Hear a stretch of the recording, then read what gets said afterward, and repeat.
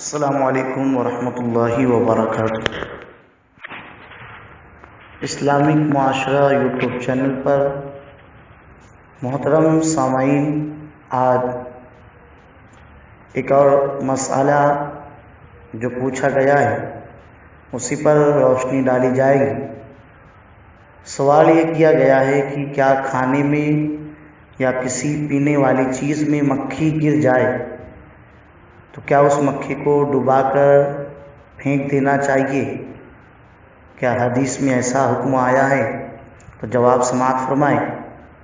لیکن اگر اب تک آپ نے ہمارے چینل کو سبسکرائب نہیں کیا تو سبسکرائب کریں، لائک کریں، شیئر کریں، کامنٹ کریں اور ہمارے چینل کی کلپس اپنے دوست اور احباب کو بھیجتے رہا کریں تاکہ وہ بھی دینی معلومات حاصل کر سکے۔ جواب سماعت فرمائیں۔ حدیث شریف کی روشنی میں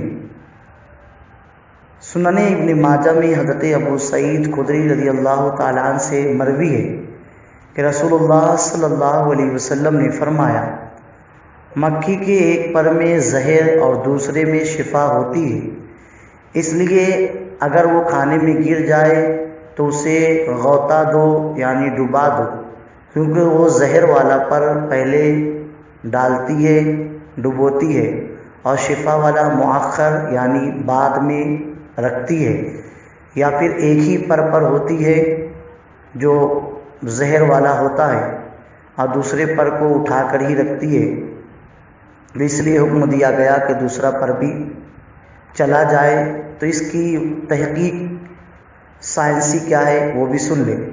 دراصل سائنس کی روشنی سے مکھی کے ایک پر میں خطرناک وائرس جراثیم ہوتے ہیں اور یہ فوری اثر انداز ہوتے ہیں۔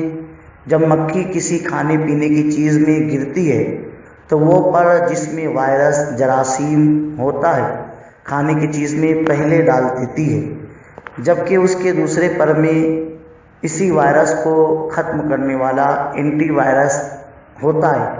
اگر مکھی کو ڈبو دے تو فوراً جراثیم کھانے میں مل کر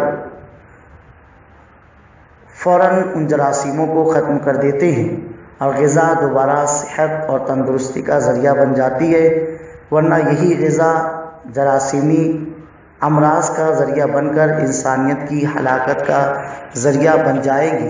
اس لیے ہمیں چاہیے کہ یہ کام کیا جائے، اور حضور سید عالم صلی اللہ علیہ وسلم نے اپنی امت کو کبھی بھی ہلاکت کی تعلیم نہیں دی، اس لیے حضور صلی اللہ علیہ وسلم نے یہ بہتر تعلیم ہمیں عطا فرمائی۔ اللہ ہمیں عمل کی توفیق عطا فرمائے۔